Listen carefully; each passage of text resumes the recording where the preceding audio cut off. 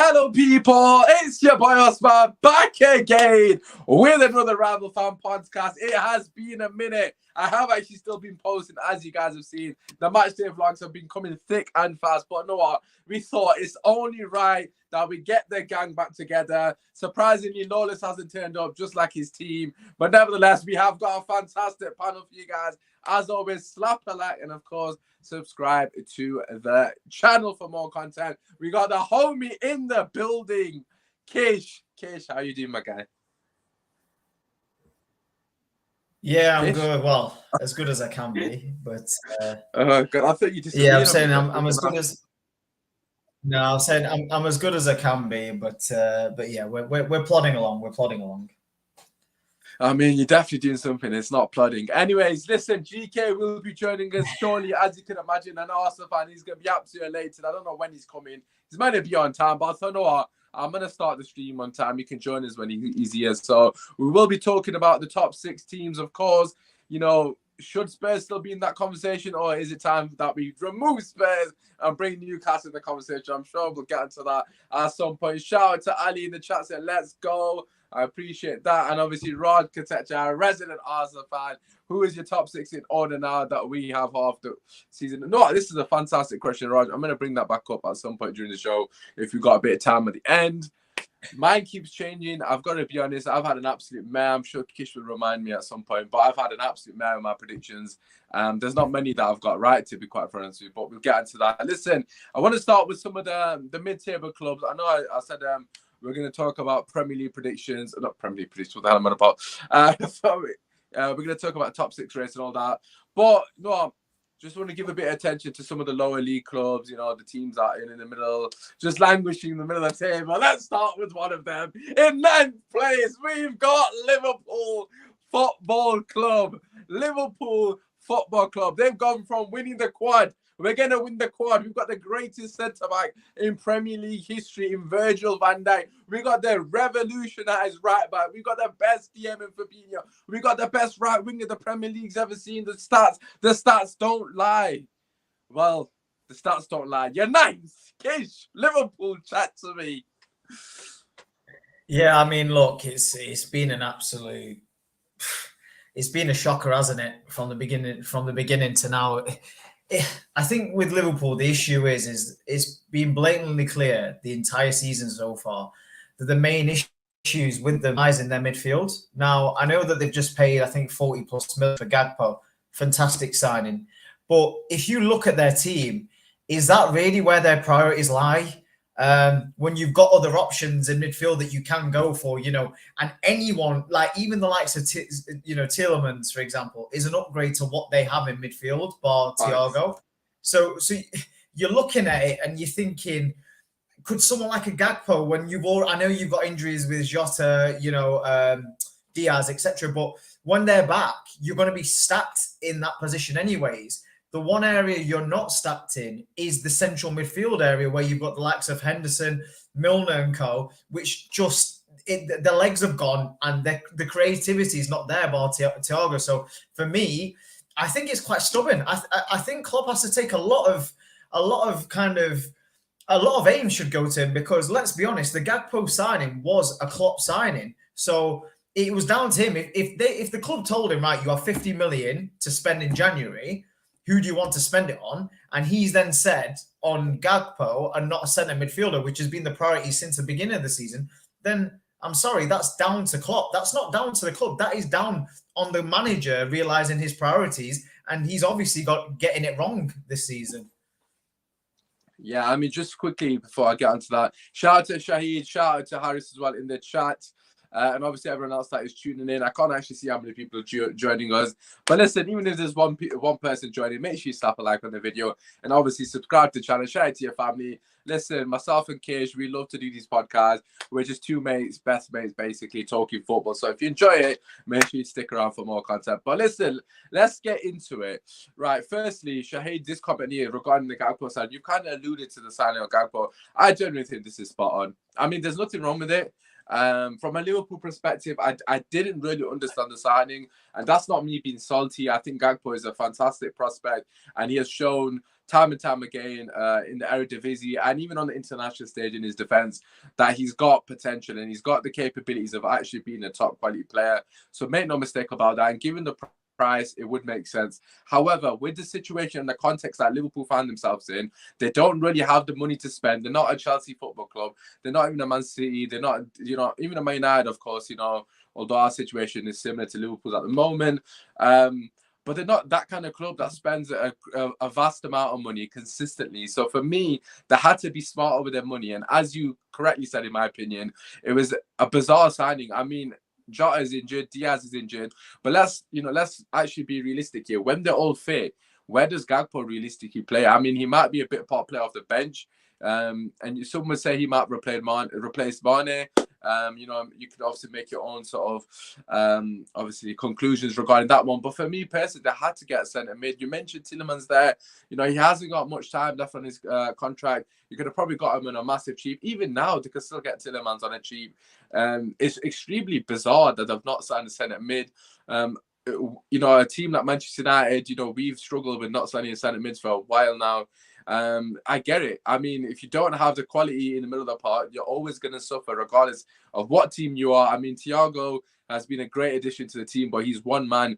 Fabinho's form has fallen off a cliff. I mean, a lot of people were talking about Fabinho being the best DM not so long ago in the league. I mean, what has happened to him? He's been absolutely atrocious. I give Trent a lot of shit, but Fabinho and Van Dijk have been considerably worse than Trent. In Trent's defense, at least he offers something to the game, i.e. assists.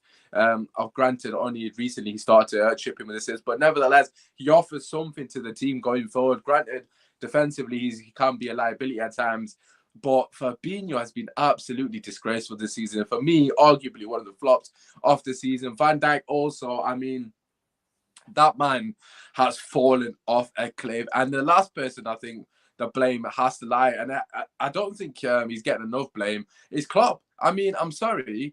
FSG out. I completely back it. I'm never gonna, disrespect the team or set of fans that want their owners out, because I, as a Man United fan, completely understand that. I can sympathise to that notion, but you can't tell me that Klopp is not culpable for some of the absolute travesties that Liverpool have faced this season. I mean, tactically, he's been absolutely pathetic. He's been extremely arrogant on numerous occasions, and he's been constantly moaning in the post-match games. I mean, everything apart from Klopp and his team are to blame. The wind, the rain, the referees, the size of the nets, the colour of the grass. I mean, everything is absolutely embarrassing. And I understand he's taking the pressure away from his players, but sometimes you've got to hold your hands up and say, "No, what, boys, I've got it wrong." And for me, he's been riding the crest of the wave. The fact that he's a jolly, happy-go-lucky guy. Everyone likes him. He's got a great personality, granted. And he's been getting away with murder for me personally. I mean, last season, fair enough, almost won the quad. But I remember correctly that Carragher and Gary Neville absolutely battered Ten Hag after 2 Premier League games. This is Klopp's 8th season in the Premier League. If I'm not mistaken, he's the longest serving manager in the league after Moyes. Actually, no, sorry. It would be Klopp. Sorry, Moyes obviously hasn't been at West Ham for that long. So he's the longest serving manager. He's got absolutely no excuse. They've spent money, granted, not in the right areas to an extent, but at the same time, his arrogance. We don't need a centre mid. He consistently said we don't need a centre mid the entirety of the summer window, and then they ended up buying that lad from bloody, was it Arthur? They ended up buying Arthur on the last day out. And he got injured straight away. Exactly, and he spent the entire summer telling Liverpool fans that they don't want a centre mid to only go and buy Arthur. So for me, it's an absolute joke, to be honest, but I'm absolutely loving the demise, Kish. I'm absolutely loving it. Just quickly before we move on to Chelsea, another mid-table struggling club. Regarding Liverpool, do you think they can turn it around, or do you think it's? I think for Liverpool, I think this season will be very tough to recover, because unlike previous seasons, I just even when Van Dijk was fit, they weren't showing any consistency. This isn't the Liverpool of last season where you can see them getting a run of, say, 6, 7, 8 wins on the trot. I just don't see it. So I personally don't see them getting top 4 this year. Wow. I think for Klopp, next season will be a big season, because you've got to understand next season he probably will likely get a midfielder of some quality. He'll have another year with Elliott and the other midfielder that they bought, Carvalho. and it will be Nunez's second season as well. So I think next year will be a massive season for Liverpool and Klopp. If they have a similar sort of season next year to what they've had this season, I think the board might really consider letting. Do you reckon they can win the Champions League, as Roger's asking you? No chance. No chance whatsoever. I mean, one thing I've always said consistently is you can never write Liverpool off in Champions League, only because on a night at Anfield, as much as I hate to say it, they're absolutely phenomenal and they've done amazing things over the years. However, the defense, man, I can't believe it. This is coming from a Man United fan whose defense has been absolutely diabolical for the best part of 5 years. It's worse than ours. Like, it's absolutely ridiculous. I also think as well, he made a big decision in the summer, similar to what Man City have done, and it still might pay off for Man City, which we'll touch on later on. But if you look, the signing of Darwin Núñez, they completely changed the way that they played in attack once they signed Núñez, because we say someone like a Firmino, when you've got that false number 9, or even with Jota when they played him sometimes up front as well, you haven't really got a central striker, but you've got the three moving in tandem across. So you got the left winger going on the right on the left, and there's not really a position. Whereas what's happened with Núñez in the team is the likes of Salah has dropped off, and the likes of Jota and Diaz have dropped off. More so Jota, I know he's had the injury as well. But with that in mind, they've had to adapt their game towards having more of a central striker. And I think, if you don't get me wrong, Salah's like goal and assist input this season has been fantastic. But if you base it on previous seasons, he's had to kind of sacrifice parts of his game to adjust into having an out-and-out striker.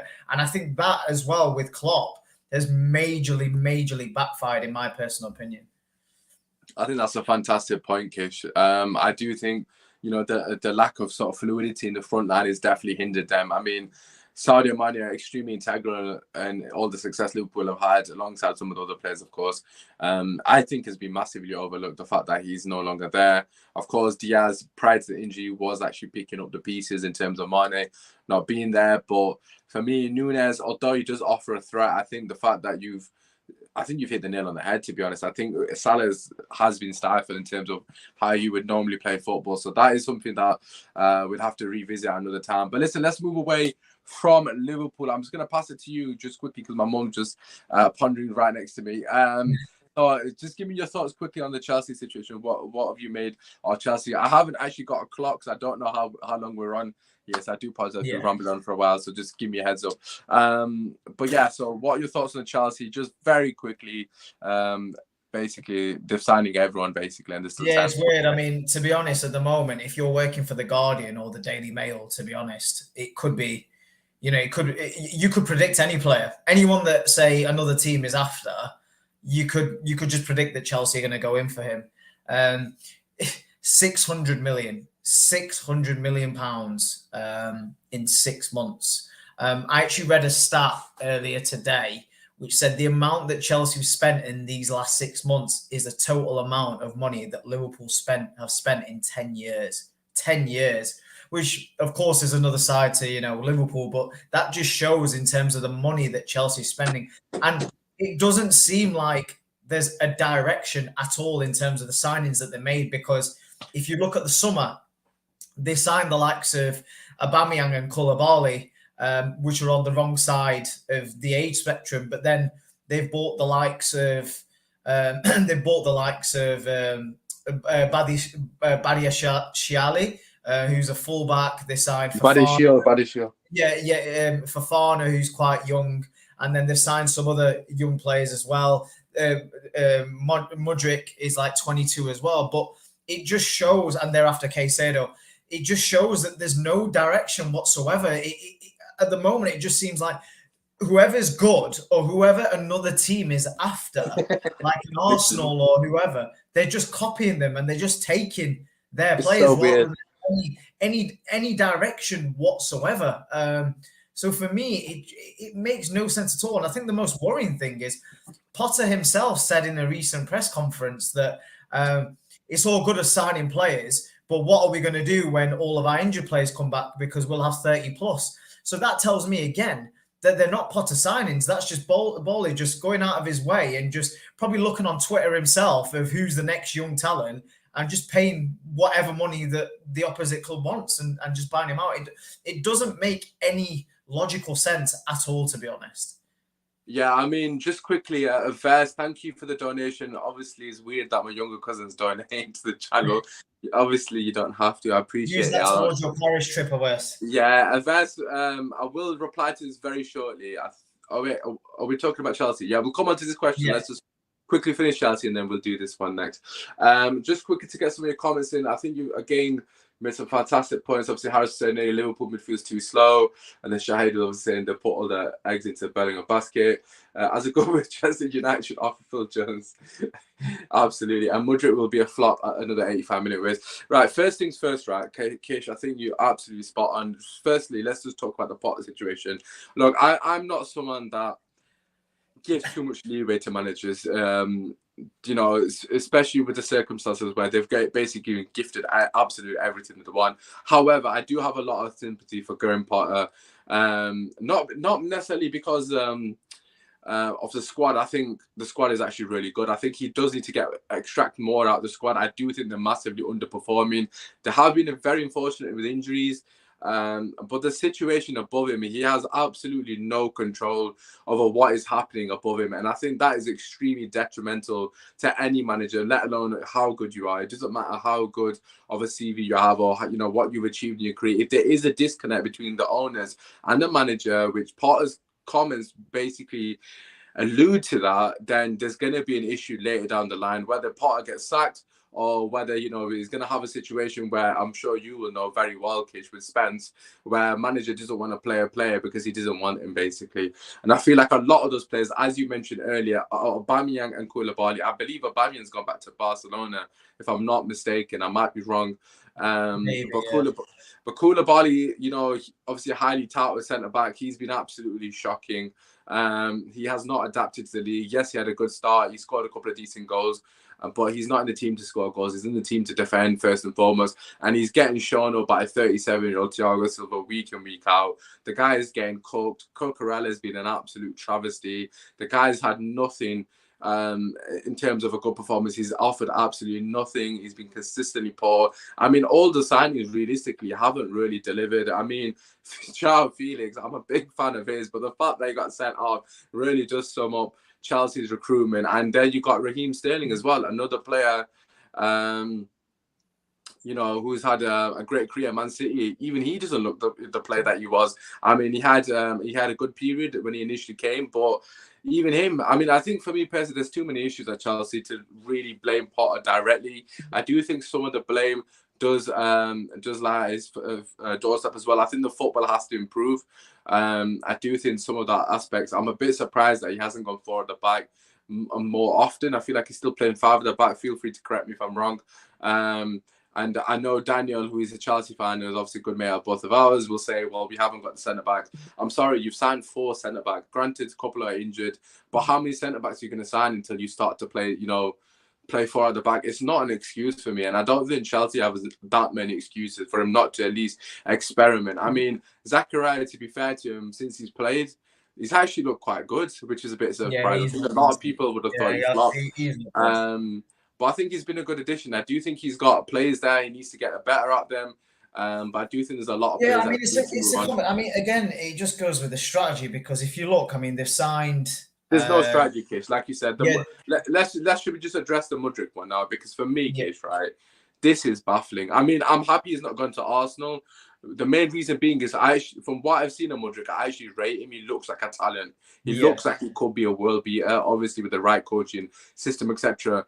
But where the hell have they dropped 85 million for Mudryk when they were just chasing Enzo Fernandez, a player they need desperately? Yeah. They don't need Mudryk. Let's keep it real. They've got Sterling, Havertz, Ziyech, etc., Pulisic, whatnot. They've just bought another winger when they definitely needed a centre mid, and they have. Clearly, they've just shown with this. It's laughable. I mean, you've got that as well as the strike. I mean, Broziers broke his leg, so he's out for the season. Aubameyang, he doesn't trust. So why aren't you putting that money in for the likes of, say, of Vlahovic, with Juventus struggling financially, when you could easily obtain him for a position that you need, and instead pay 85 million for a guy? You're right. From what I've seen him in the Champions League.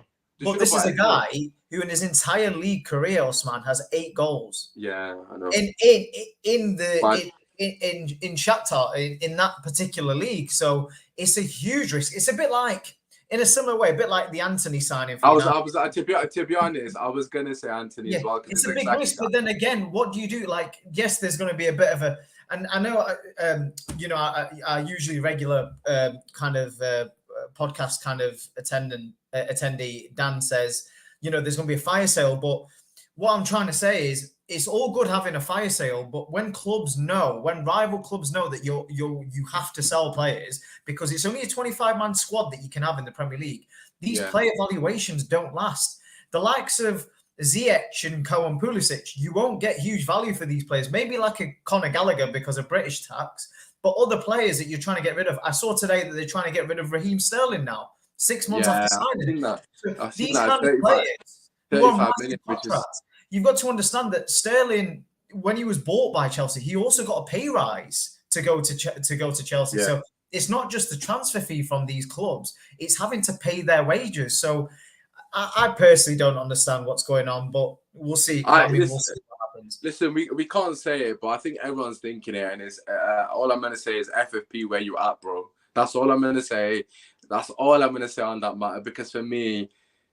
Yeah, I can't say anything because God knows one of our 3 viewers might be illegal advisor and he might shaft us, so we don't want to get involved. But I'm sure you guys can imagine. But as Roger's saying, Chelsea will be an unreal squad in the space of 6 months. Just a lot of pressure on Potter.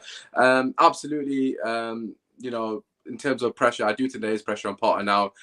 With the money that they spent, I'm sorry, I don't care. You have to get top 4. I know this is very contradictory of me, and it definitely is very contradictory and hypocritical of me to say, because in the past I've said on numerous occasions when it's Man United related, well, he spent a lot of money but he needs time. So for me, I'm being a hypocrite. I'm holding my hands up before anyone comes back at me. I'm being a hypocrite here, but I don't care. If you spend 600 million in 6 months on top of the players you already had in Havertz, Mount, Thiago Silva, Kepa, 75 million. I mean, they've got a squad that easily should be getting in top 4. I'm sorry. Anything else, he should be getting sacked. I think he will get sacked. I do think Zidane will end up being the Chelsea manager because he's been shafted by France, so it will be inevitable. But listen, we are going to move on. I just turned my PS4 on, so I've actually got the time now, and I realised we've been talking for 24 minutes. So let's move away from Chelsea. I don't know where Gunnar King is. He must have got lost in the celebrations, that parade and that in January. It happens to the best of us. But listen, let's talk about Manchester United. Still give him an opportunity to turn up.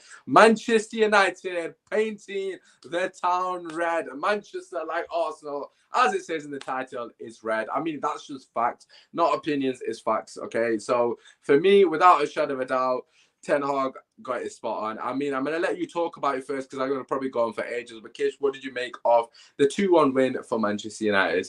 Yeah, I mean, I don't usually watch full Man United game, but this one, of course, being a derby, I watched the full 90 minutes. And look, I know we're going to probably discuss certain decisions later down the line. However, the one thing I would say about Manchester United is what a difference a few months makes. I remember when they played away at the Etihad 6-3, it could have been 10-3, to be honest. There was no passion, no heart, no player. Tomine and Fred played as well that day. And again, that's a huge difference in terms of collectively what you have in your squad. Ten Hag, in what he has achieved in the last few months, he's virtually changed the whole squad. I mean, if you look at the likes of Dalot, Varane, Martinez, of course, Martinez didn't play, but you've got Shaw centre back again. He looks like a player reborn because beginning of the season, Aaron Wan-Bissaka, you look at what he's done there. You look at the centre midfield, Fred alongside Casemiro looks like a half decent player. People said that it'd be too arrogant for Ten Hag to play Fernandes and also Eriksen against City. He did it. He stuck to his guns, which again I love about Erik Ten Hag. Eriksen, everyone had doubts, saying that, is he going to be a useful signing? Will he even play games? Again, prove the doubt is wrong. And then you look at the attack with the likes of Marcus Rashford. What a turnaround in a year that he's made. And that, for me, I think massively goes down to the manager. It goes down to Erik Ten Hag. He's probably sat him down, similar to what's going on with Sancho at the moment, and probably said to him, look, there's a good player in there. You hit back-to-back 20 plus goals for 2 seasons. You don't just become a bad player overnight. And he's had a word with him, and he looks like a player reborn.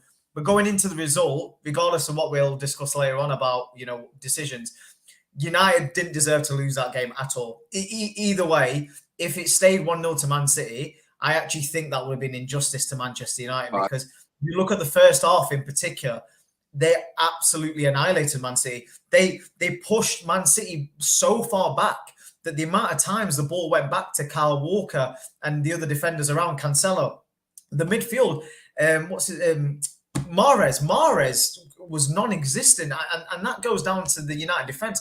They went so close to them in terms of man marking that, you know, that for me just shows the biggest improvement, because if you remember under Rangnick and even under Ole, the players would give the opposition team, especially the bigger teams, all the opportunity and all the space in the world. I think City were hassled to such a state where even their passing was often, and that for me is credit to Manchester United and most importantly Erik ten Hag. Yeah, I mean, obviously, there's a lot to unpack there. Just first things first, just shout out to everyone in the chat. Obviously, like I said at the start, look, we've not made a podcast in a while. I know how YouTube works. You know, if you're not consistent, the views drop, etc., etc. We get that. Listen, we love talking football. If you want to see more of it, make sure you're following. Obviously, slapping a like, subscribe to the channel, all that good. So appreciate all the support. I am still posting the matchday vlog, so hopefully it's a bit of content for you guys. We'll be posting more this week because I'm actually available from work, so I don't have those commitments. Me and Kish are actually going to Paris next week. We're on a scouting report, Kish. We're on a scouting report. We'll be vlogging it. Mbappe as a decent player, so we're going to do a bit of scouting, see if, you know, he's up for a loan move to Man United or Tottenham. Although he's already rejected you, sorry about that. But listen, shout out to Ty as well. I appreciate my brother as always for coming through. Listen, a couple more days and Man United will be back on the pitch. Big game against Crystal Palace. We'll obviously preview that one tomorrow. But yeah, look, regarding the performance, I'll get onto Rashford, and obviously Aversa will answer your question as well. The missing piece of the jigsaw at United is Osimhen. Again, we'll discuss that on tomorrow's show because I think I could unpack that for ages. But look, first things first, regarding the performance, I was on the podcast yesterday with Hossam, and a Man City fan and an Arsenal fan. And to be quite honest with you, with all love to them guys, they didn't understand a single word that was coming out of my mouth when I said it was a Ten Hag tactical masterclass. People will call me biased. People will call me deluded. People will say I'm getting carried away. For me personally, if you understand football and you understand football tactics, you understand that this was all down to Ten Hag and the way he set us up. People will say Man City had an off day, which is completely fine. You're entitled to your opinion. But what was the reason for that off day? Because Manchester United made it extremely difficult for Man City to play their normal football, i.e. play down the middle of the pitch and obviously dictate the game, which is their absolute bread and butter. And for me personally, the way Ten Hag set us up, you know, in the manner of the middle of the park, firstly, was ballsy. I mean, he took a risk. He went 4-3-3. He went man for man. I mean, against a very good Manchester City team, especially very press-resistant team. You know, we went for it. I mean, KDB was getting marked out of the game by Fred, and Casemiro was obviously doing bits as well. Bernardo Silva was getting marked out of the game. And for me, the most important and integral bit was Rodri. Eriksen did an absolute number on Rodri. Granted, Eriksen's legs went and he needed to come off, but Eriksen and Martial literally sat on top of Rodri and said, you are not getting the ball to Rodri at any point during this game. They made it extremely difficult for Man City to play out the back. Well, I said out the back, through transition, Man City basically had the ball predominantly at the centre-back side of it, the full-back side of it, but the midfield barely touched the ball. Bernardo Silva, on numerous occasions, in particular in the first half, was dropping extremely deep to collect the ball because he couldn't get the ball in the middle of the park because Manchester United gave him absolutely no avenues to play down the middle. And that, for me, was the difference. Tactically set us up masterfully. I'm sorry, and I don't care what people say. I don't care if people say I'm getting carried away.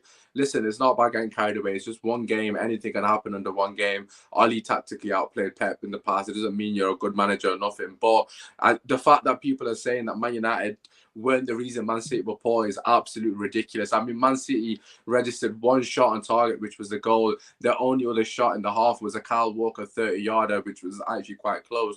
But that just showed the level of discipline shown by United. And this is a United team that got slapped 6-3 against Man City early in the season. You cannot, you can't overstate the change. I mean, we got slapped 6-3 Granted, Casemiro did not play that game, and quite clearly he's extremely important to Man United. But to come back from a 6-3 drubbing, and as you rightfully said, should have been 10. They actually showed mercy on us as 6. They literally took the foot off the gas and said, no, what, we've done enough for today. It could have quite easily been 10 for them. And to come back from that and have the mentality that we showed and showed the discipline and the belief in the manager's plan and execute it to perfection, I'm sorry, you can't take that away from us. In a big game against City, where we had to win, a draw wasn't enough for us. And I say that because although people don't want to say it, Man United are in the title race mathematically. Granted, for me, just to answer your question of us, we have to beat Arsenal for us to be in the title race, in my personal opinion. If we do not beat Arsenal next week, I do not think we can catch them. Man City can catch them because they're capable of winning 17 in a row. But from a United perspective, this was a must-win game. Man City, they need to win the game. And we came out on top because we got it spot on. And for me, Kish, I don't really think, but Pep Guardiola is too arrogant. Honestly, too arrogant for me. Like, he just has this arrogance. He plays the same style of football, regardless of what the situation is. And I do commend him at times, but you have to be able to adapt. And you have to sometimes say, you know what? It's not going to work. Like, we've got to change something. And in the second half, to his credit, he changed it and they looked a better team for 20 minutes. But as you rightfully said, if Manchester United did not win that game, it would have been a travesty because we were far the better team and we were the team that came with a plan and executed. So for me, I thought the best team won. And that's not me being biased. Just before we get onto the controversial decision case, just want to read this out. Tactically, we set up really well. Really good to see. Other seasons, we would be tactically outplayed and lost the game. Listen, we get slapped by Man City week in, week out. So for me, I was just happy the manner in which we played the game. But Kish, let's not beat around the bush. Let's talk about the big decision. Offside or no offside? What are your thoughts? Yeah, it's a clear offside. The difference is if Marcus Rashford stopped running from the get-go, so as soon as the ball was sprayed out, then yeah, fair enough, because he's not engaging with the ball. But if you actually look at the clip and you watch it in live play, Rashford is going all out for that ball, and he only stops right at the end when Bruno, you can hear, shouts at him to leave it for him because Bruno knows that Rashford is offside. Now, if you look at that, yeah, you could argue that the defender, because the City defenders stop because they know Rashford is offside. So you could argue, because the way that VR works now is even if it's miles offside, the play continues. So the defenders should continue. So that you can argue with Man City that, it's your fault there for not continuing play. However, anyone who tells me that Marcus Rashford has just left that, knowing clearly that he's offside, is ridiculous. It's absolutely ridiculous. If anything, it's helped Fernandes even more because Edison has gone in trying to pick the corner that Rashford might shoot at, and it's given Fernandes a clear shot at goal, which is pretty much an open net. He can't miss it. So if that's not blatant, then I don't know what is. So let's be honest. United have really, really got away with one there. I love it. Listen, Kish, I'm going to keep it real with you, yeah? I don't give a shit. I do not give a shit. To all the Man City fans, all two of them that were saying I'm being bitter, I'm being, I'm not got any morality. Shut up, mate. Where was the morality when Man United got robbed last season? And I haven't forgotten the bloody FA Cup in Middlesbrough, the most blatant handball I've seen in my entire life. His arm was fucking up here and the ball hits him there. Oh, it's by the letter of the law, it's not handball because he didn't score from it. But he literally got this here. So I don't even know if it was last season or the season before. The point I'm making is, by the letter of the law, it's not offside. Should it be offside? Absolutely. If you played football, you know it's offside. But by the letter of the law, it's not offside. I know what, quite frankly, we deserved it because City are an absolute tramp of a club. They've got no history, they've got no class, they've got no quality about them apart from oil money. That's all they've got to the name. They've got no fans. The fans were shit. I didn't even know they were there. I mean, I didn't see any fans after the game. I didn't even know the Man City fans were here. I mean, I've been to practically every game this season at home, and I've always noticed the away fans because they're singing the loud. Man City fans were pathetic. Honest to God, even when they scored, they didn't really do much. But in terms of the decision itself, is it offside? If you play football, yes. If it's by the letter of the law, it's not offside. And should it be offside? Yeah, it should be. But guess what? I couldn't care less because you know what? We've been robbed countless times against City, against other teams. And you know what? It's nice to get a decision our way because it's been a while since we paid the referees. And you know what? The check obviously finally didn't bounce and it went through and it was deposited in the bank. You love to see it. Go on, boy. But just quickly before we move on from Manchester United, I just want to give a special mention to Luke Shaw and Rafael Varane. I'm sorry, but the amount of disrespect that Luke Shaw has gotten, this was the first time, right, in my lifetime that I turned on Luke Shaw. I've been Luke Shaw in for 7 years. Apart from this summer, I said to him, I've had enough. You can piss off, basically. That's what I said. I'm not going to lie. I'm not going to BS. I literally said, no, I've had enough of his weak-ass mentality. Get your shit together and bloody leave because I've had enough of the guy. He hasn't been showing me that he wants to be at Man United. And this season has been absolute sensation. Again, credit to Ten Hag. He's been absolutely revolutionary with some of these players. And look, to play in a game of this magnitude, Kish, right, as a left back, at left centre back against Haaland, and to pocket him, the guy didn't have a shot. There was one shot that he had, if I remember correctly, and Casemiro blocked it. Casemiro blocked it. I'm sorry, people cannot underestimate. Let's look at the back line. We had Malacia, was a young kid at left back. Luke Shaw is not a centre back playing left centre back. We've got Varane, who nobody rates. Apparently, Varane can only play with Ramos, and he's shut you lot up time and time again. And Wan-Bissaka, whose career at Manchester United is basically fallen off a cliff, and he has resurrected it emphatically. And Ali is in the chat as well. And I have to shout out Wan-Bissaka because I give Wan-Bissaka so much shit. I give him so much shit you don't understand, and I have to applaud him because he was absolutely sensational. When he caught them 3 bodies on the 70th minute, yes, I remember the minute because it meant a lot to me.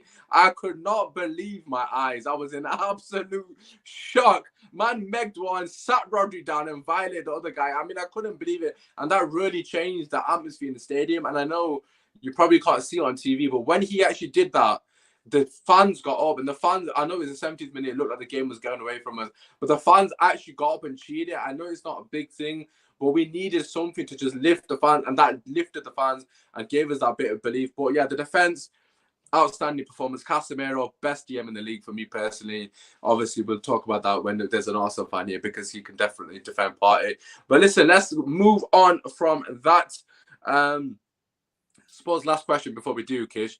Where does this leave Man City in terms of title race? What are your thoughts? I think the game against my team Spurs this weekend is massive. Now, you'd say on paper, you said it every season on paper that Man City should comfortably beat Tottenham, but every team has a bogey team, and sure. Yeah, Tottenham have been Man City's bogey team. Shout out, my guy. Yeah, Tottenham have been Man City's bogey team. I think we've beat them with Conte, Nuno, and Pochettino quite regularly as well. So I do think that if Arsenal win their next game against United and City lose against Tottenham, with it being 11 points, I know it would have only been halfway through the season, but I think it's over for City. I think it's that important that the upcoming weekend fixtures. I think 11 points, even with 18 games left to play, that 11 points pretty much means that Arsenal would have to lose 4 games out of their remaining 18 games, and City would have to win every single one of those fixtures. Right. I mean, mathematically, you're right. Just quickly shout out to Ali. Listen, Ali, I told you I'm not a hater. I'll give credit where it's due. Obviously, Kish, if you watched the other Kish, Fred was man of the match, but he already knows that because he said that. But anyways, so regarding the City thing, for me, right, I think this weekend is definitely going to pay, is definitely going to give us more direction on where the title's going to go potentially. Because if Arsenal beat Man United, you'd have to say Arsenal are going to win the league. Because I think the way Man United are playing, the way we're playing at the moment, if they actually go out and beat us and they play the way that we expect them to play, i.e. free-flowing football, you've just got to give them their flowers because we're not an easy team to play against at the moment. Defensively, we're very resolute on the break. We cause any team problems on their day with the form Rashford's in at the moment. So if they beat us, regardless of what City do against Spurs, I think you're going to have to take Arsenal a lot more serious. What I will say is that they do have to play each other twice still. So, I mean, if City win both them games, which of course they're going to have to in this scenario, that would be 6 points there. So the potential could be within 5 points of Arsenal. The problem is, though, Osman, is what you need to understand there is the importance of those 2 fixtures. Arsenal aren't the ones where the onus is on them. It's on Yeah, Man it's City. true. And one of the best things about Arsenal this season is counter-attack. So if Man City leave themselves open, which say if it's 0-0 with Yeah, 30, 40 minutes left, it will just open so many gaps for the it's likes of true. Saka, Martinelli and co. And that's why I hate to say it, but I genuinely think that this season they do still need to strengthen because Partey, I mean, we'll go into it. But yeah, I think that if City lose, it's a must not lose game against Tottenham for City, I think. But I do think that if they Yeah. lose and drop all 3 points, then I personally think that the title's Arsenal's. Yeah, I mean, I think for me personally, obviously City can't slip up again. They've slipped up too many times, but I do think Man United need to beat Arsenal for the title race to stay alive. From our perspective, from City's perspective, I think if they win and Arsenal win 8 points, I think they still fancy themselves to catch Arsenal because of the fact they got to play them twice. But you do make a very good point. Arsenal in transition are absolutely devastating, and you got to give credit, man. Arteta, I've criticised him a lot, as we know, especially on this platform. But as it currently stands, he's proving me wrong. And you know what? I can't even hate on him because they're playing brilliant football. So it is where it is. But listen, let's talk about the North London derby. Gunnar King quite clearly isn't going to show up. So we've tried to delay as much as we possibly can. I haven't got a clue what the reason is. We will talk about that for next week. But nevertheless, Arsenal 2, as Theo Walcott would say, 2-0 to the Arsenal. Listen, obviously Gunnar King's not here, so in case I'm going to have to be an Arsenal fan for this scenario. So you basically fucked it, because I'm not going to hold back. Do you want to start first? Because I've got a lot to say on this scenario. So So it was a weird one, actually, because the first 15 minutes of the game, we looked like a completely different side. We were passing the ball around. There was pace in attack. And it was as if after the first 15 minutes, the players said to themselves, hang on a minute, we don't turn up until half time. We don't play like this. We play passive football. Like, hang on a minute, hold up, lads. Like, you shouldn't be playing progressive football. You shouldn't be playing, whoa, pass it sideways because that's our game.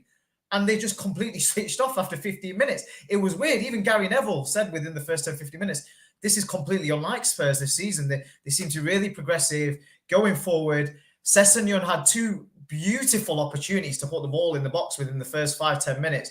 Again, Kane picked him out on both those occasions, and he absolutely shanked both those crosses. And then after that, I mean, look, don't get me wrong, Arsenal took over the game in that first half after the first 15 minutes, but when you're just giving goals away like we did, I know there was a deflection, I know that was the case, but anyone who can defend the goalkeeper for that, it's an absolute disgrace. And the last thing you want is, if you lose to a great goal, like say that Partey shot, if he scores that, fair enough, you hold your hand up and say, wow, what a finish, what a goal.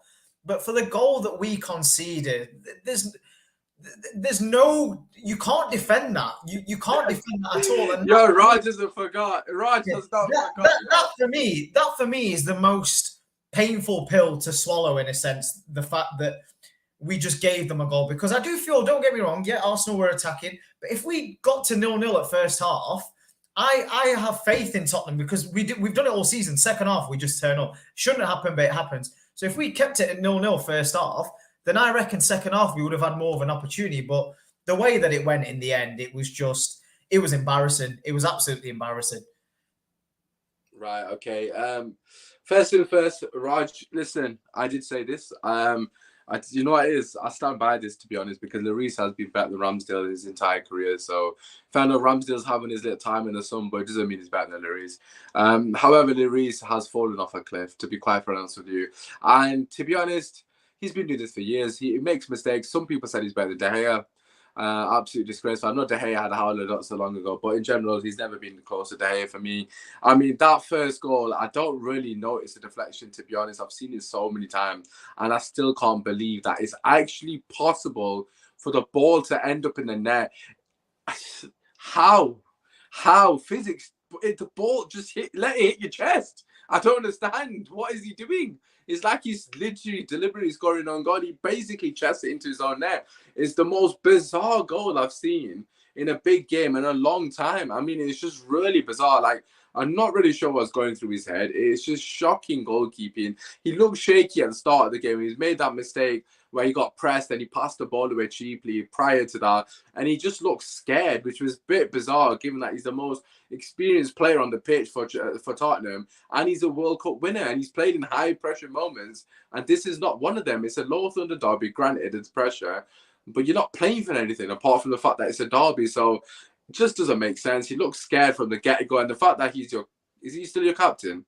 Or is he not? Yeah, he is. Yeah, he is, yeah. Is Kane your captain or Lloris your captain? No, Lloris is the captain. Oh, I thought it was Kane. Anyways, the fact that he's your captain or whatever, vice captain, you know, it's similar to my United situation. I don't want to bring it back to us, but with Maguire, when your captains do shit like that, it just doesn't set a great example for the rest of the team. But listen, let's talk about the performance. For me, first half, absolutely pathetic. Listen, let's just make it very clear, right? And I said this with Liverpool. Regarding the board, I'm not going to dispute a fan that says that the board needs to go, because as a Man United fan, that would make me extremely hypocritical. Especially, you know, I say this all the time. You don't know how our club is run. You don't know the ins and outs of our clubs when you guys say why Glazers should stay, etc. And I'm not going to dispute that. So if you feel like strongly about Enik out, I'll back it. Because for me, Levy's a disgrace as well. I mean, I don't understand why he's brought Conte in if he's not going to back him. Financially, Conte is similar to Jose. They've been everywhere and won it. They don't need to prove anything to anybody. They've got the bloody t-shirt.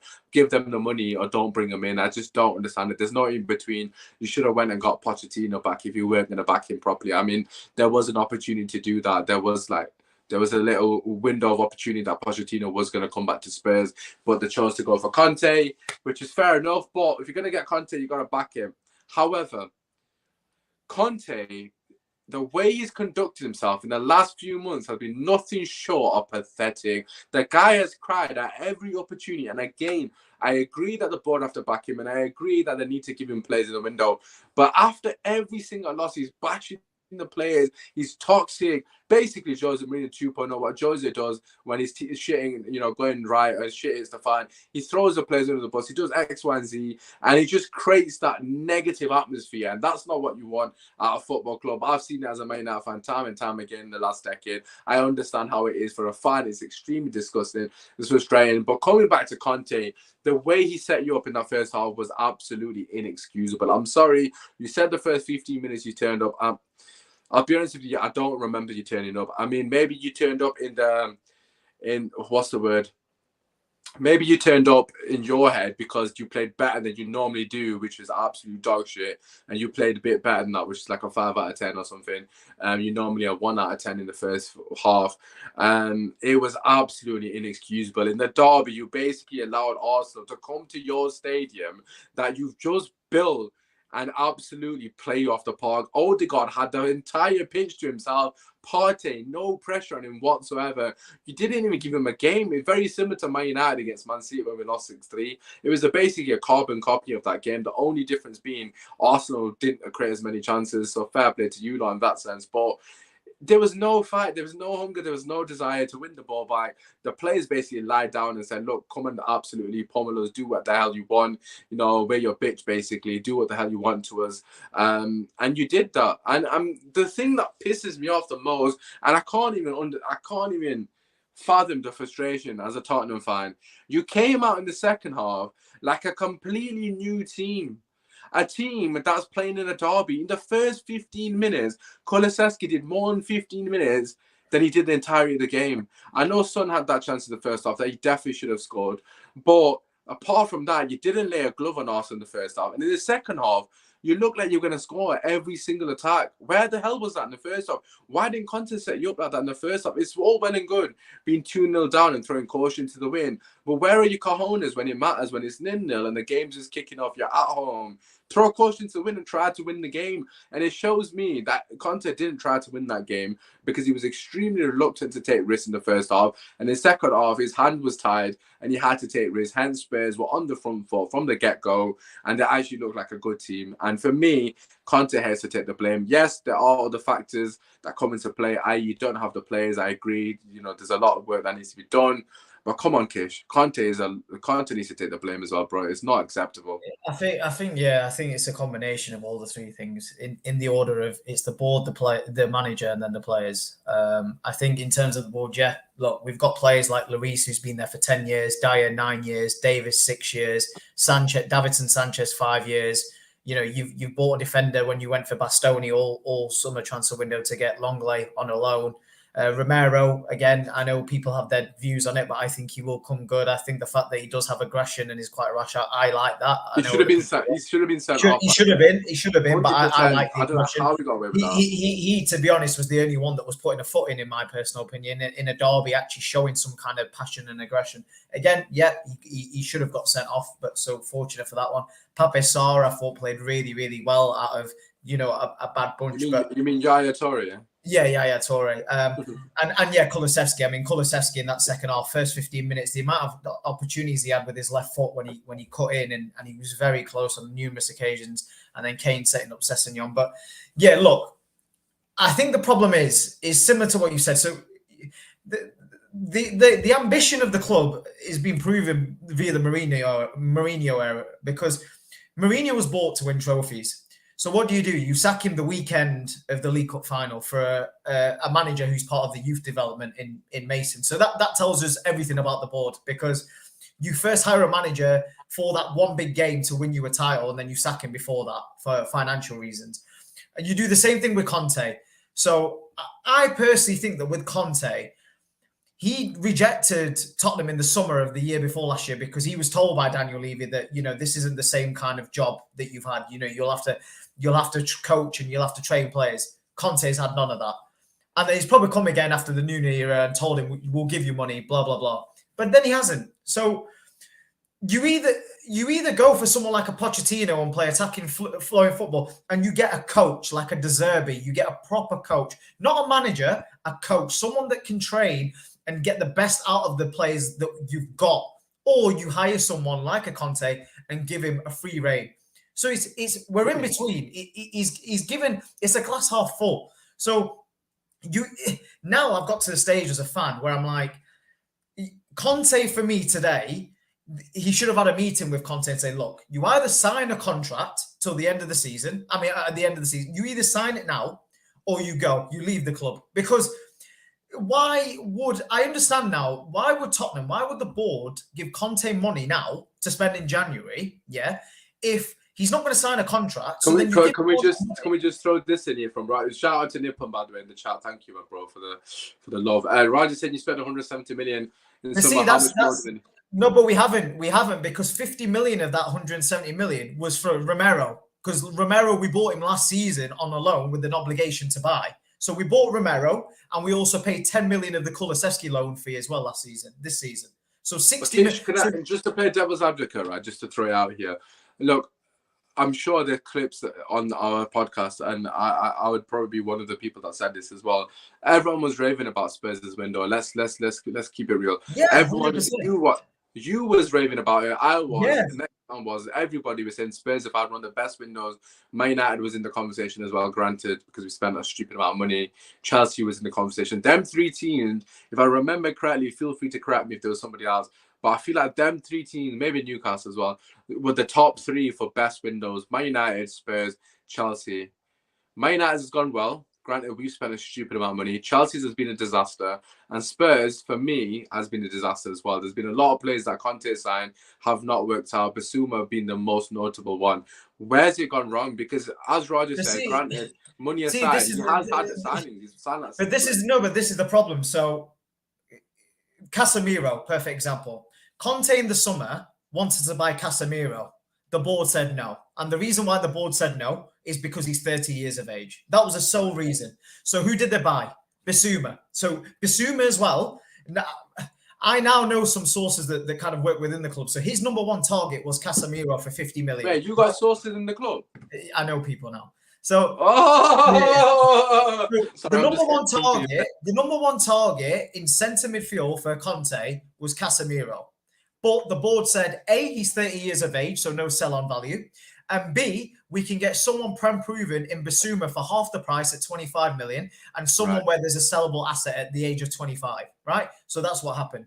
Spence, he didn't want Spence. He wanted to go for, believe it or not, funnily, Hakimi. Never going to happen. Never going to happen. Never going to happen. I'm sorry, Kish. I'm just going to cut you off there for a second, right? No, I know that. Wait, 1 second. Let me just say, sorry, I do apologize for cutting you off. But in what universe, right, is Casemiro going to go to Tottenham? Like, generally, but what I'm saying to you is you've got to understand at this point in time, you say that, right? But if you look at the start of the season, Manchester United were in absolute turmoil with Ronaldo. Man United, bro. Huh? Yeah, but it doesn't matter if it does. But it doesn't, because if you look at the start of the season, which project was more attractive at the start of the season? Conte, who's a proven winner, or Eric Ten Hag, who's done well in a Dutch league. Who was and Tottenham win the Champions League. So what was a more attractive project at the start of the season? So this is what I'm trying to say to you. I know. I hear that. Look, I agree, Kish. I 100% agree with you, and I'm not going to discredit what you just said there. But it doesn't come down to that. If you like, let me give you a scenario, right, Kish? Yeah. So you're a football player. You just say you're Casemiro, and you've won it all. You've won it all, right? Which he has. You've got a choice between Tottenham. You can look at the project. Do what you want to do. You got a choice between Tottenham or Man United, a club rich of history, or you got Tottenham that won nothing. I'm not saying we've won them recently, but Man United, Ronaldo was there as well, and Varane was there. You've got to bear that in mind as well. There's factors that would have potentially swayed him in that sense. But also, Man United do have a rich history of competing. Like, similar to Real Madrid, of course, we've fallen off a cliff, make no mistake about that. But I don't know if you saw that quote that Casemiro came out with. He said that, tell them that I'll fix it. I mean, quite clearly he's watching Man United. I mean, I'm not being funny, but it's not even a competition. Of course, you're going to pick Man United. But you're not. Again, you're not reading my point, because, for example, Raj's comment about the money that we've spent, that again tells you if we've bought players that the manager hasn't wanted, then we're back we're back to square one with the Conte signing, and as well as the Mourinho signing. Where why spend the money on these players when clearly the manager doesn't want them? So did you not want Basuma then? Huh? I personally wanted Basuma because I've seen what he's done in the Premier League. Yeah. I was buzzing when we signed him. In fact, loads of people were, because he was. I was jealous. But then you've got to break it down that if the manager wants a certain ilk of player that the board won't give him, and the board will give him a lesser alternative in the manager's mind, then again you've gone against, similar to the Potter situation, you've gone against the manager again. So that goes back to my point. Tottenham at the moment are on a band-aid where they want to sign the best managers and give them 15-20 million a season. But when it comes to the players and who has the control over the signings, they're not giving the manager full backing, which leads back to my point that if you are going to sign the likes of Bissouma and Spence and these players, Conte or Mourinho aren't the right types of managers for that.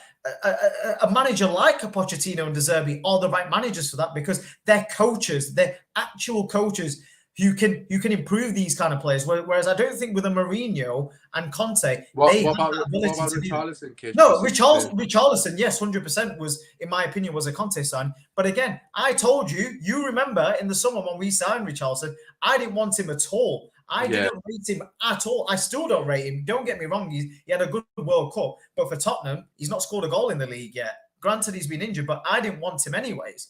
I would rather us spend 60 million on another centre-back because of the shambles that we have. I mean, Kish, look, I'm gonna keep it real with you. Firstly, I understand what you're saying regarding the signing things, but I think a lot of the players that Conte is branding about aren't realistic signings. I mean, you wanted Bastoni, if I'm not mistaken, and you wanted a lot of players from Inter Milan that they're not gonna come. Like, with all due respect, I mean, it's like me saying that I want J-Lo. Like, I'm not gonna get J-Lo. Like, do you know what I mean? But that's the whole reason of a manager, Osman. That's the whole reason of the sort of manager. I get it, but you've got to be realistic. I think the Basuma signing, right?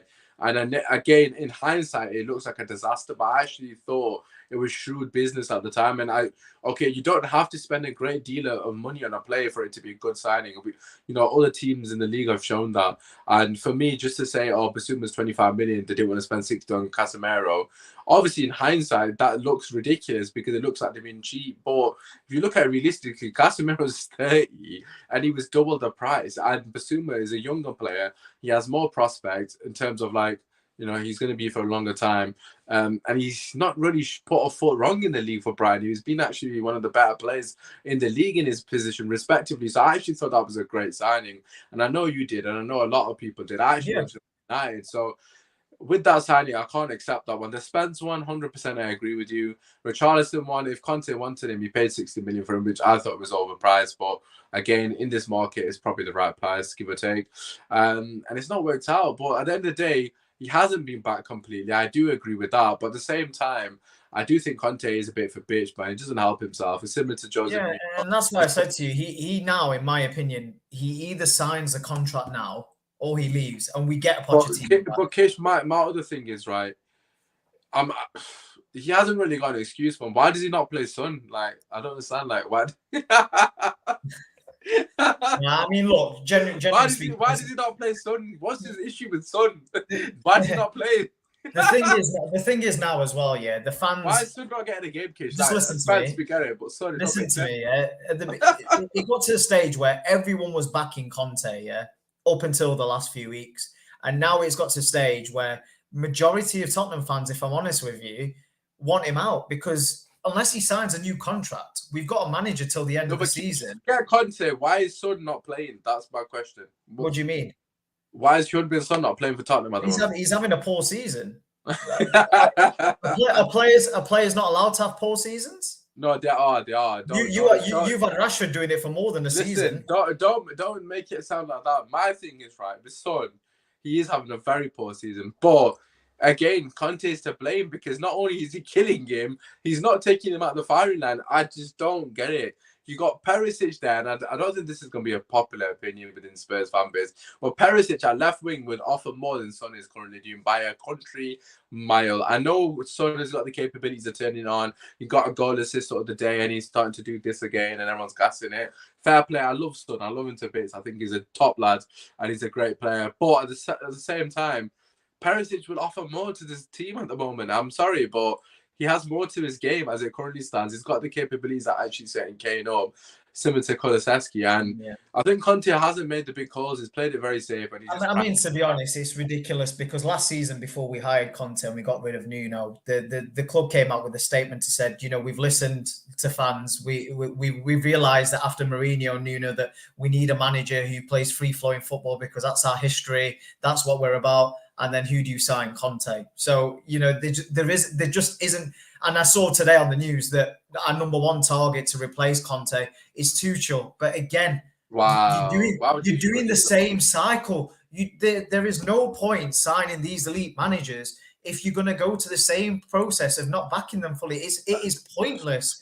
I would rather us spend the 15, 20 million because every manager is gettable from these lower teams. I would much rather us spend 15, 20 million to buy out De Zerbi at Brighton and get him on board. I would much rather do that. And you really want the Brighton manager? Yeah, I would love De Zerbi, to be honest, because he is a proper coach. He is a coach that clearly improves the players that he has within his setup. He's not a manager that needs elite players. He can work with what he's got. And I think at Tottenham, unfortunately, that's just how it is. We won't be signing these ready-made superstars that managers like a Mourinho, a Tuchel, or Conte would want.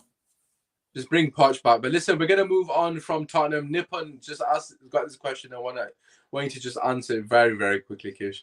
How does it feel needing Man City to beat you guys for the greater good? To be honest, our season's finished. So, yeah, I'd happily get battered on that one, to be honest. Yeah, I mean, if you're not supporting Man City, there's something wrong with you, bro. I'm not going to lie. You don't want us to the league, surely. Right, okay, let's, speaking of which, let's talk about Arsenal. Currently top of the league. Emphatic victory over their rivals. I mean, for me personally, it was extremely easy for Arsenal. They didn't really get out of third gear. They didn't break a sweat. Ramsdale, fair play to him, was absolutely sensational. Man of the match in the end. But it was all about that man, Odegaard and Saka in the first half. Kish, these two man have been absolutely ridiculously good. You know, what did you make of? I know it's probably hard for you to talk about, but what did you make of Arsenal's performance? Odegaard ran the show the entire So game. good. Oh, the God is beautiful to And watch. the one thing I would say to all of you regulars on this podcast, because you all slated the signing of Odegaard because he didn't do anything when he was on loan at Arsenal, including you. You I were probably saying did. that 40 million, it was embarrassing, the fee. Kojo, Cahill, everyone said that was an embarrassing fee. And I said, look, this is a signing that give it a season or two and it'll be an excellent purchase. And he's proven it this season. You have to say, in terms of his role, he's been the best midfielder in that position in the Premier League this season, bar none, in my opinion. I actually think he's been that impressive and that consistent for Arsenal. And You think he's been better than KDB? Yeah, I think this season he's been better than KDB, 100%, without a doubt. And even Ramsdale, look, I've criticised him. Other people criticise him. He does a lot of things for show. But when he needed to step up for them first 15 minutes after the first half, when Kulusevski had opportunities, that Sessegnon save as well, that could have really got the crowd going.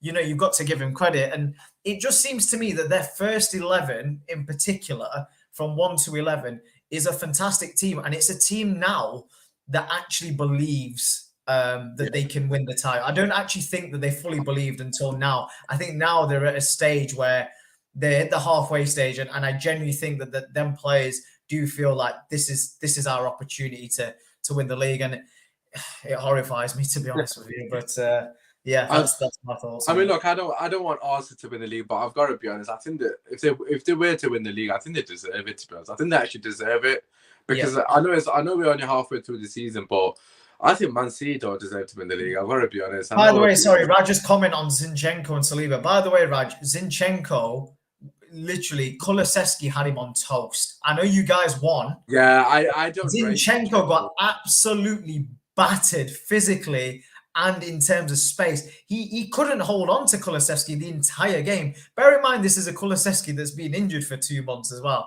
That was his first game, but battered him. So I don't personally rate Zinchenko as high as others do. He's not really a left back for me. He's more for midfielder. Like, he's an inverted full back. But listen, he's a good player. Don't get me wrong. Saliba's been up. Saliba's been absolutely sensational. Gabriel had a great game as well, as did Ben White. But Ramsdale for me was the starring man. I mean, some of the saves, the save of Heung-min Son, he has absolutely no right to save that one. I mean, there was a few that he saved that he had no right to save, but the Son one was so important. I mean, if Spurs score at that point, it was 1-0 to Arsenal. And if Spurs score and make it 1-1, the complete dynamic of the game changes. I mean, firstly, the stadium erupts. Son, a person who's not really in form, as we've already alluded to, plays massively on confidence, that kind of thing. It would have changed his game. He would have gotten the ball more, would have had an impact on the game more. And we know how devastating he can be when he's on song. But yeah, for me, midfield part again, he is too important for this team. He's absolutely integral for everything good going for Arsenal. I mean, you did make it easy for him. I'm not gonna lie, you made it very easy for him. You didn't really threaten him too much in the first half. In the second half, he actually sweated a bit and actually had to work for it, but he was a class above the rest of the middle of the park. I mean, the midfield, the game is always won in the middle of the park. And alongside Xhaka, them two have been absolutely sensational for Arsenal. And they're both extremely important, but they need to keep part of it at all costs. I mean, if anything was to happen to him, I think that's where the wheels could potentially fall off. This is the problem right now, because there's been talks that they're, at the end of the season, they're going to try and get Rice. If I was them, if I was Arsenal, I would really go all out for Declan Rice now, because let's be honest, with West Ham at the moment, do you think he leaves mid-season? I don't think he does. I think with the chance of potentially winning the Premier League and potentially being the main, he could play, it should really be Partey and Rice, and Xhaka as an option. I know Xhaka's played well, but that should be I don't think you can drop Xhaka, man. I'm sorry, I don't agree. I mean, I know, but what I'm saying is that for me, that signing alone would be massive. I mean, that is true. They could just put the Mudryk money on Rice, because they were going to pay 80 million for Mudryk, 85 million, whatever it was. I mean, just put it on Rice. Honest to God, that's a fair point. I mean, how many opportunities are they going to get to win the league? And especially in the scenario where they're actually 8 points clear at the top. I mean, look, they're only in a race realistically with Man City. Man United aren't really expected to catch them. If we do catch them, it'd be a madness. But yeah, for me, that's a fair point. I do still think Rice wouldn't start for them, but I suppose if you spend that kind of money, you would probably have to start him. It will But be interesting though, Usman, because they're the still in new the signings though, I don't understand with it. But I will say one thing though: what are they? We talked about Tottenham, but what the hell are the Arsenal board playing at?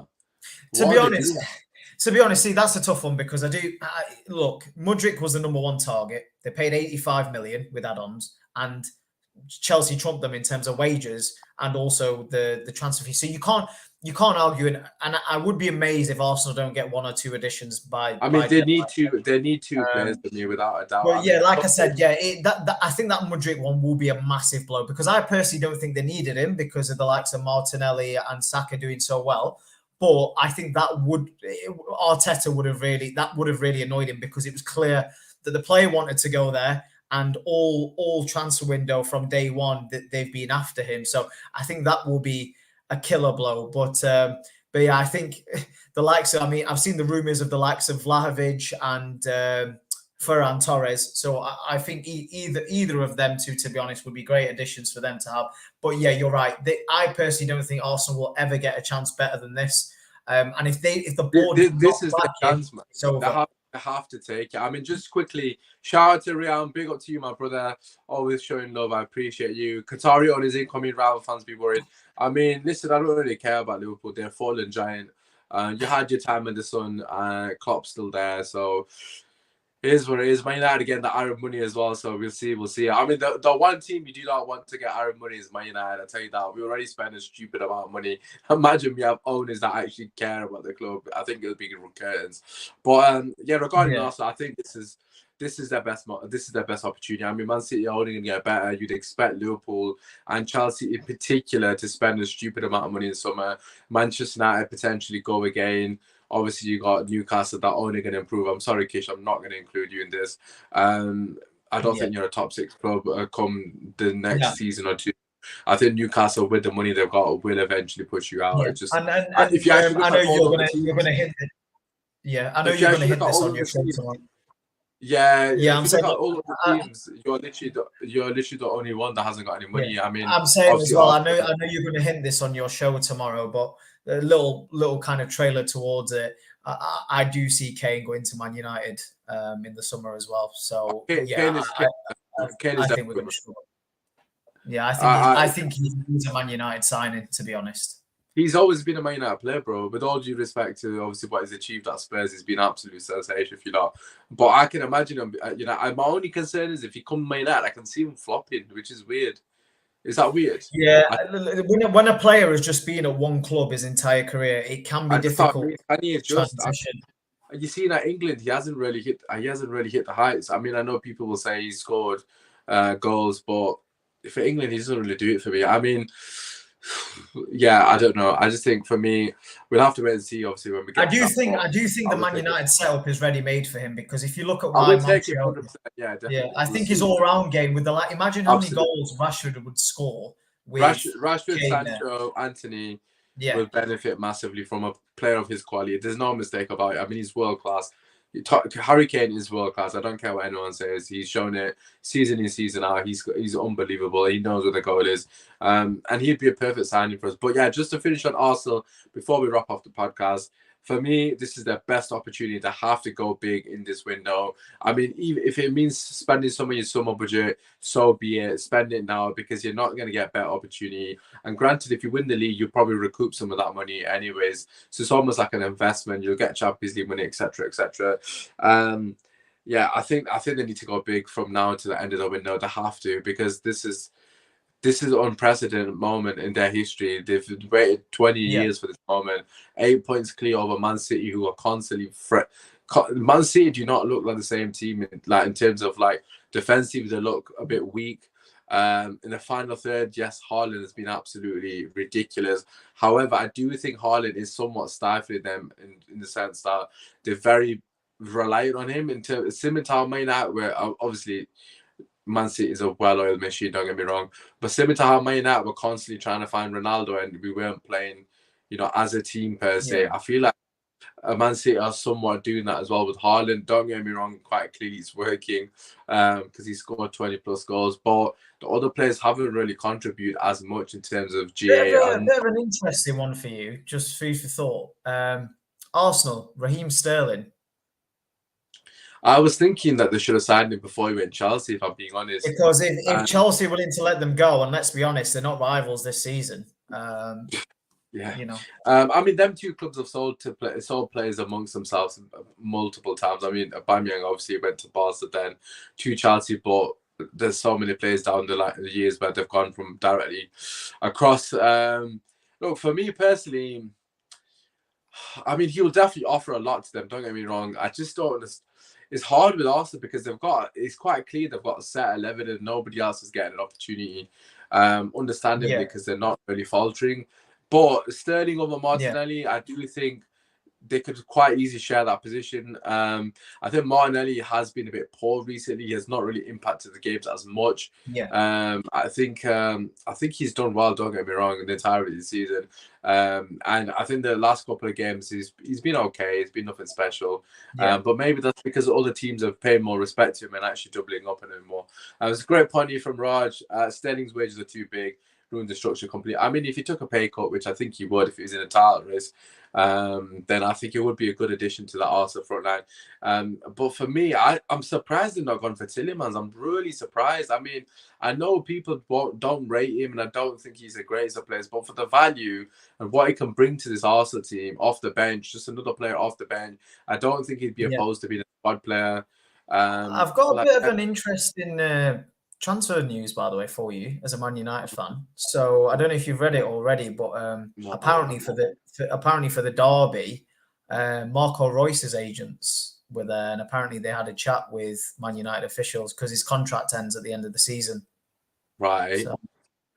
So yeah, apparently they're in talks of either getting him on a short-term deal now or getting him on a free at the end of the season. What the hell are we going to do with Marco Reus? No idea. He's injured all the time, and so on top of that, but how many? He can play as a creative midfielder or as a winger. I mean, does he play cam? I mean, he normally plays on the left wing, no? Yeah. Apparently, it's heating up. His agents were in discussions. Oh God, I don't know about that. I mean, look, I love Royce. He's going to be a great servant to Dortmund over the years, but he's injured all the time. And he plays as an attacking midfielder. Oh. I mean, as a replacement for Van der Beek, then yeah, possibly.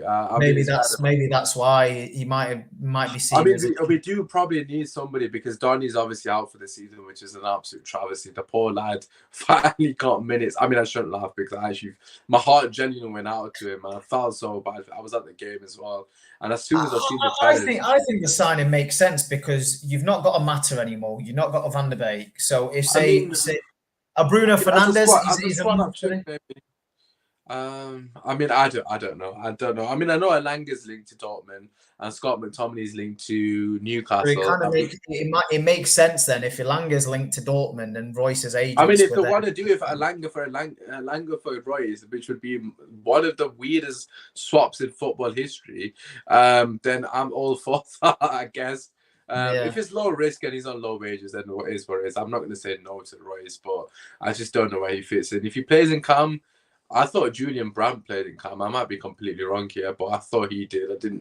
I haven't really seen Royce in Cam before, but that's just me not watching Dortmund. He is 33. He is 33. Yeah. I mean, it would make sense for him to be old, but yeah, I mean, I don't really know. I don't understand that one at all, to be honest. He's, like I said, he's always injured. So we've got a Weghorst anyways, which is the most important thing. But anyways, we'll talk about Man United tomorrow in more detail. By we, I mean myself. I'll be delving into all the players and obviously giving my thoughts on their individual things. But listen, that does conclude this podcast. Hopefully you guys have enjoyed episode 101. Shout out to all 5 viewers. We appreciate you guys. Make sure you slap a like and subscribe to the channel if you haven't already. As always, we try to do this as frequently as we can, but myself and Kate have so many commitments. By us, I mean me. It's my fault, really, to be honest. I'm just working at stupid shifts at times, so I can't really do it. But hopefully next Monday, if I'm available, I think there is a game next Monday. I feel like Newcastle are playing Monday night. So we'll work something out, maybe on a Sunday. We'll see what happens. But anyways, hopefully you guys have enjoyed it. Make sure you slap a like, get your comments in. Obviously, follow our socials, which leads me on nicely to Kish. Kish, let the people know where they can find you, my brother. Yeah, at Keishandu for all socials, Instagram, Twitter, all the good stuff. And for weekly and almost daily content, please follow, share, like, subscribe, everything on Usman Talks United. You'll love to see it. Obviously, myself and Kish, you know, the homies, day one. We're trying to do as much content for you as possible. Like I said, we are going to the PSG game next week. I'm not sure where I'm going to post that vlog. I might post it on here. I might post it on the channel, but obviously we'll keep you up to date. I'm sure we'll do some sort of content for you when we're in Paris. So make sure you stay tuned for that as well, because that will be lit. So obviously, apart from that, it's been your boy Usman. Feel free to follow me. Obviously, my socials are on the screen, TikTok, Twitter, etc., etc., etc. But yeah, apart from that, it's been your boy. Hopefully you enjoy the rest of your evenings. Peace.